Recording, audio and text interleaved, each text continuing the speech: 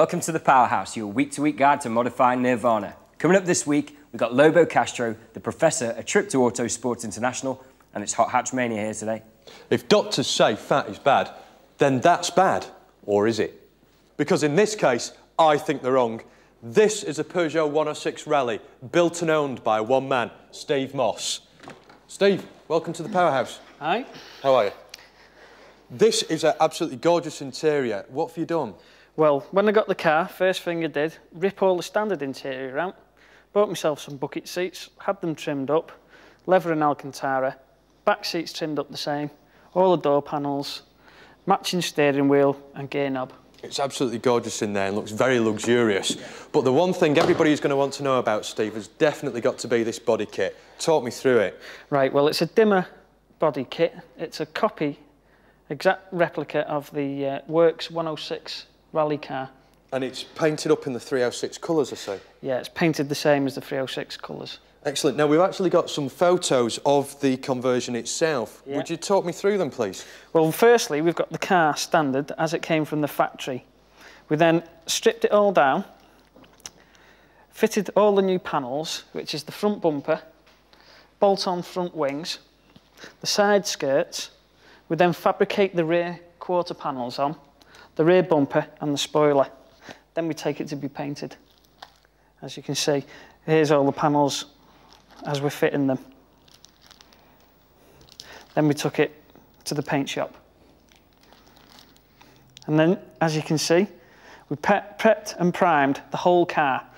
We used 2-pack paint, then we painted the whole car white.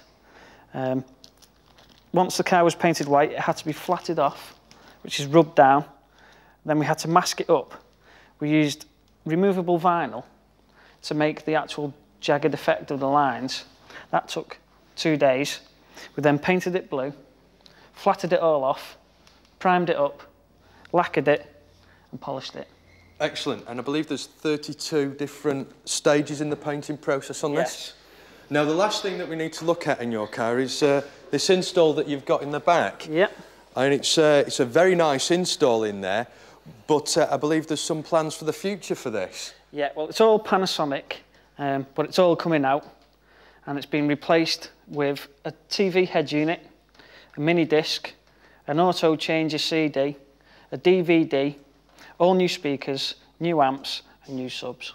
Excellent. I'd love to have another look at it when you've got all that back in. Yeah. Now, you came back down to the track and had a bit of a go, didn't you? Yes, we had a And Dave's over there with the tape. Certainly have, Dave. Steve Moss at Longmarston Airstrip with the 106 Rally.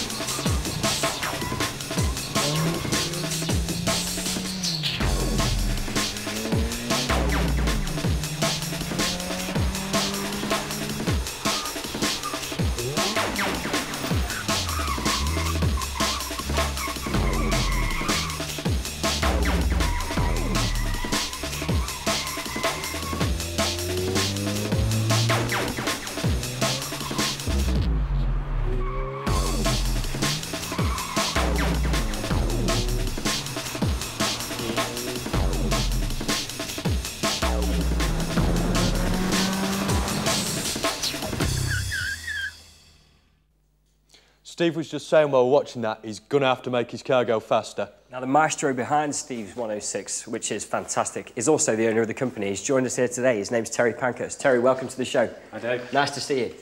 Awesome, awesome cabbie here. 306, no doubt. Yes, it is. Where do you get started with one of these? Well, we take the standard car, which is a lot narrower than this, obviously. We strip it down to a sort of condition that the owner wouldn't be happy with if he saw it. Front wings off, cut the wheel arches out, make space for the big wheels. All right. And we fit the big, wide steel arches, front and rear, side skirts to join, they're fiberglass that join the front to the rear. So basically the arches are steel and they're still as strong as the... These are stronger, actually, yeah. That's fantastic. Now, what about the wheels, Terry? I mean, they are absolutely fantastic. They really suit the car, in my opinion. These are our sort of standard wide arch 8x17 wheels that we fit on all the cars, like the 106 you've seen. Right. Painted them in black for this because the black and yellow theme seems to work well. And this isn't actually your car, is it? This... No, it's a customer's car, a guy called Alan Hill from down south. So did he come in and just let you go to work on it, or did he say... He gave me the car, gave me the keys, said, do your worst, you know. That's nice. He hasn't seen it yet. I'm sure he's going to love it. It looks fantastic. Obviously, you've got the filler fuel cap, which is quite special. Yeah. We come around to the back here, and we've got these exhausts, which don't seem standard to me, I think. No, the original car comes with a little oval thing, which, you know, we thought we'd better do something with. So the big pipes there give it a bit of aggression, suits the car. Yeah, well, how much does a conversion like this cost, Terry? 7,500 to make your standard one look like this. Sounds like a lot of money, but it's 5 weeks' work in this particular case. That's it. Major suspension components changed. We widened the track, bigger drive shafts, lower the centre of gravity, makes the car feel totally different. Excellent. And what about the insurance for it? It must go up a stack when you do a conversion like this. Everybody thinks that, but to be honest with you, we have our own insurance scheme set up, and if you were to have a quote on this car, it would be the same quote as if it didn't have the wheel arch kit on it. Oh, that's fantastic. I suppose that's because it's such a distinctive kind of car anyway. No thief would be stupid enough to steal it. Yeah, if they took that, changed the plates on it and drove around, I think they might just get noticed. Yep, so don't even think about it, children. Well, listen, Terry, I'd love to steal it any time, but thanks a lot for bringing it along today. It's been fantastic. Thank you. We've got somebody for you to meet now. His name's Barry. Watch his right hand, it keeps disappearing. It's got something to do with dimensions. He's going to talk to us about straight-through exhausts. Well, my dad reckons that if you put a straight-through exhaust on a carburettor car, you actually get an extra 12% more power for your car. Well, it could be true, because when you got a production car and it's got a production manifold, it doesn't really do much for your car at all, because they just churn them out, don't they? Well, anyway, you got that, and you've got silencers, and you've got all sorts, and they're all choking up the gas and stopping it flowing, and that chokes up your engine. So if you have a straight-through exhaust, you do actually get more power. Well, I'm off, because I've heard there's another train coming. See ya! Be warned about that boy, he'll be back. Very strange man. Let's move on. Dave and I went to the Autosport International show at the NEC in Birmingham. Check out what happened when we got there. Welcome to Autosport International.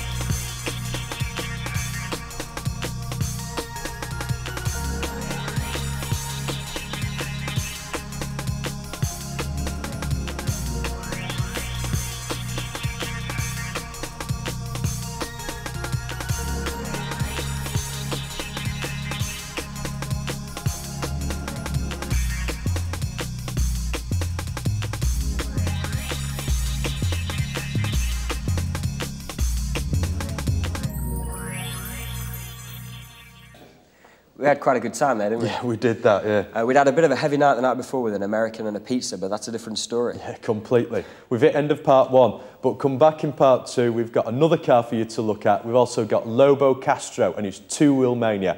See you after the break.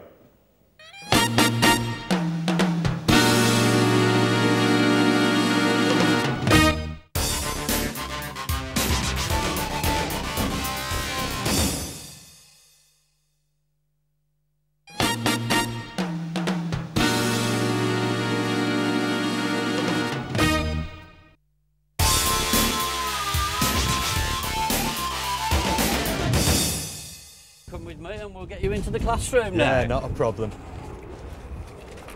Thanks a lot. The circuit you're driving on, now you can see this on the map behind me. You've already had signed on, had your familiarisation laps. The circuit you're driving on, I'm not going to spend an awful lot of time talking around the circuit, because if I start saying, oh, well, you take second gear here, you grab third gear here, you get fourth gear on the back straight, etc. When you go out there, you might be thinking, did he mean this corner? Did he mean the next corner? It's very easy to get confused. Now, the system we use at this school, which we pioneered in 1980, a couple of years after the school opened, and obviously it works very well because we've carried on using it, and I believe one or two people are now copying us. Instead of putting you on a rev limit or a rev limiter, what you'll be doing is probably following myself driving another Formula Ford in front of you. Now the object of that is not to slow you down, it's to speed you up. It's very much like following somebody down a country road that they know very well and you don't. If you're honest, it's easier to follow, and that's the same principle. So we'll start off nice and steadily, because that first time you drive one is really the first time you'll get to practice the gear change. None of you have driven one before, so it'd be pretty irresponsible. We just sent you out there and said, put your foot down, get on with it. So, as I say, this system with the pace car works very well. We start off nice and steadily, you'll be following me, we'll pick the speed up nice and gradually. It also means you're not arriving on your first lap at high speed with stone cold brakes. The fastest of that 10-lap session will probably be your last half dozen laps. But again, it'll be judged to how well you're going behind. Now, if one of you do get left, and I don't know which one it is, Sue seems to insist she's the superstar here, but being unfair to her. We will see what I'm going to do. If you are going well, then obviously one of you might be going slightly better than the other. We'll have to cater for the quicker car eventually. But if you are the person that does get slightly left, don't feel under any pressure. You've always got the brake, turn and apex balls to guide you, which you saw in your familiarisation laps as you went round. You can throw in things like determination, concentration, and you wouldn't be wrong. You do need those things as well, and maybe other things as well. You do need some natural ability. But generally speaking, those 5 things, the higher percentage you get in any of those categories, the better you will drive a car. Now, they apply not just to a Formula 4, they apply to a Formula 3, a Formula 1 car, a bus, a truck, anything. The principle's the same. Without doubt, the most important of those is smoothness. I cannot emphasize that enough. The smoother you are, the quicker you go. That red line, that is the fastest way around this particular circuit you're driving on. Okay? Now you might think, oh, well, you know, he's taking a longer route around some of these corners, but when you apex the corner, always aim towards the outside. Don't tug the car in tight, because again, that's starting to make the car work harder. And the other tip I will give you is get as close to the apexes as you can. Because if you start missing an apex by 6 or 8 foot, say I was going around this left-hand corner, I've had people say to me, oh, I could cut the car in much tighter than you here. Well, sure, for the speed they're going, they probably can. But, you know, apex the corner and aim towards the outside of the corner. Because as you come around this corner, apex and aim towards the outside, because nothing really should be coming the other way.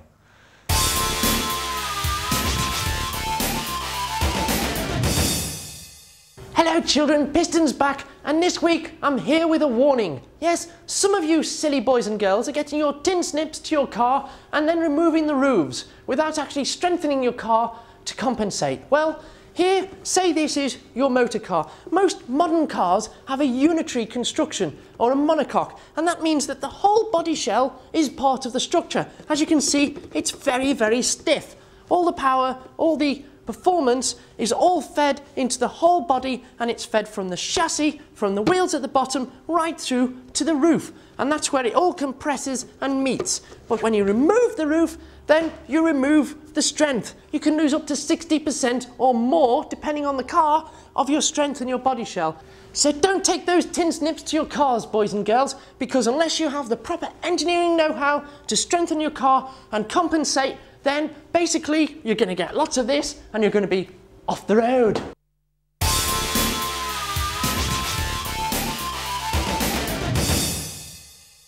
Now let me just explain something. When 2 big car manufacturers get together and decide to do a joint project, it's usually induction kits and suspension, but never usually the chassis. Well, when Citroën and Peugeot got together, they decided to put 2 different cars on one platform, and that's what they did with the 106 and the Saxo. Now this is Citroën Saxo, and this is Lee Crowder. Hi Lee, how you doing? All right. Nice to see you. Lee, this is the finest example of a Citroën Saxo I've ever seen in my entire life. It's absolutely beautiful. How long have you owned this car? I've owned it about 6 months now. Gorgeous. What kind of stuff have you done to it first off? Firstly, we started with like de-locking it and the petrol cap and like colour coding the wing mirrors and that. Right. Then we went on for wheels and suspension. Well, with the locking thing first, I mean, is that from a security point of view? No, well, we just did it for looks like in the first place, but like the security does help as well. I bet it does, yeah, because no one can actually get in there, get anywhere near it. Now you say about the wing mirrors as well. I thought they came on colour-coded on standard. No, not on the earlier spec one. Oh, right. We didn't get colour-coded wing mirrors. Well, the wheels, I mean, they stand out. They're the first thing that anyone would notice about it. It looks like a completely different car with those. How did you go about choosing those? I first saw them on 106 that I seen at the Citroën garage where I went to, and I liked them on that, so I thought I'd go for them. Well, they really do finish off. What size are those wheels? 15-inch. 15s? Yeah. They look bigger than that. Have you lowered the car? Yeah, we dropped it from ABP and Crew. They dropped it 60 mil. 60? Yeah. I mean, that's quite a while. Well, if we think about what you got in the boot of the car as well, I mean, there's something quite special going on around here from what I know. Now, this is just fantastic. It really has been a lot of hard work there for you, Lee. What exactly have we got in here? Well, I've got a 12-inch subwoofer in a bandpass box and two 45-watt amps running fronts and subwoofer. Crikey. Well, the presentation is absolutely amazing. Is it all designed yourself in there? Yeah, we installed it. Me and my friend installed it all ourselves. Oh, it's absolutely brilliant, Lee, and I bet it sounds like an absolute treat as well. Now, you've got a nice big exhaust in it, but Lee hasn't actually done much work to the engine, have you, Lee? No. But nevertheless, he still brought it down to Stratford for us to put it through its paces at the airstrip. So check this BT out.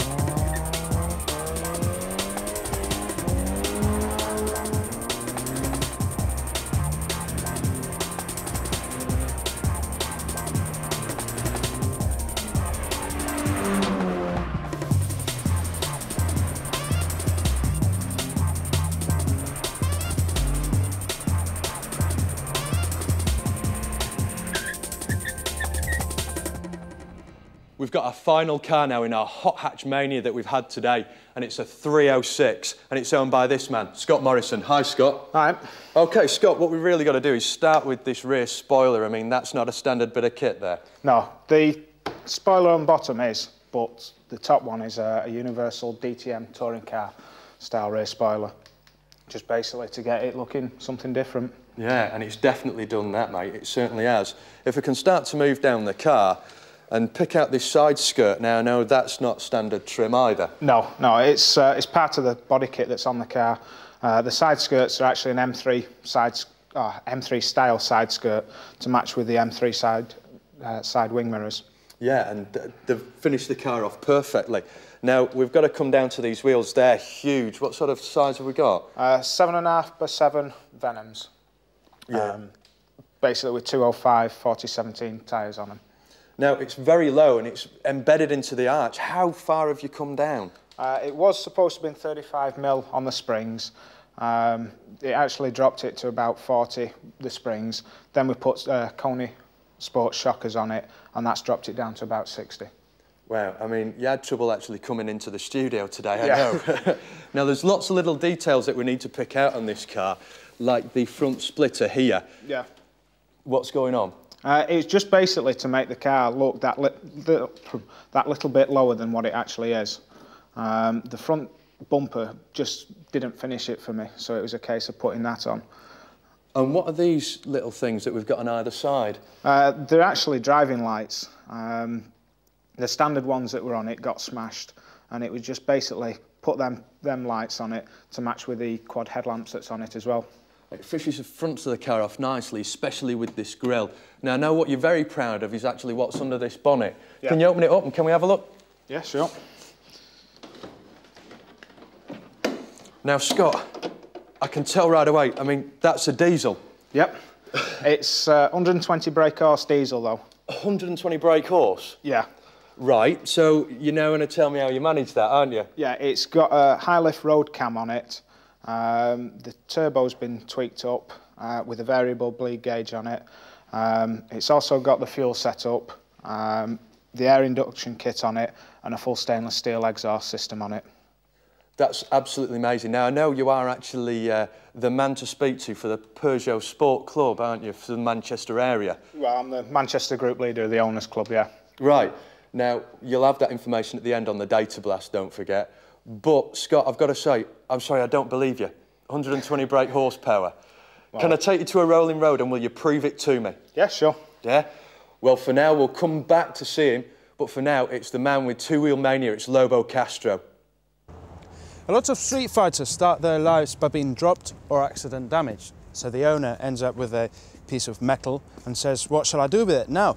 Well, I'll put a bit of this here and a bit of that here, a tank, modified frame, engine, carburetors, everything, and you end up with a street fighter. And this is a street fighter. Right, so what have we got at the front? At the front, every bit is from a GSX 1100 EFE, and the owner has put this nice oil cooler to get the full whack of cold air into the oil radiators, and the oil comes up through the steel braided oil cool lines. And on top of that we have the twin headlamps, straight drag bars as handlebars, and steering damper to stiffen the front end. And to hold this bike together, we have a GS 850 frame, which has been modified at the tail, tilting it up a bit to give it that prauling look. The engine is from a GS 1000, big board to 1085, with big Katana carburetors and individual filters for each carburetor. Here we also have a stainless steel mudguard. And as for the exhaust, it's a homemade exhaust and a short cam. I mean, look at this. Is it short or is it short? The thing that feeds this beast is a GS 750 ES petrol tank. The guy who rides it sits on this homemade seat, very nice. And for the rest of you, you have a GSX 750 ET backlight. I say for the rest of you because that's all you'll see from me, because I'm going to have a little ride on this. Sorry, Dan, no way. I've heard about you, come mate. on, Sean. No, that is only, mate. Sorry, too much. Man, but not only from here to there. No, sorry, mate. Post Can't do it. Can't do it. That post over there. No. The first no. one, between. Not a chance. Not a chance. Sorry, mate.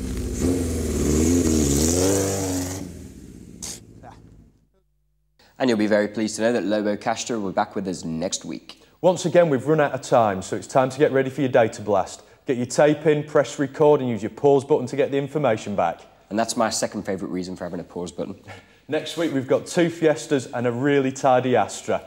Don't forget the data blast. Until next week, bye-bye. Bye.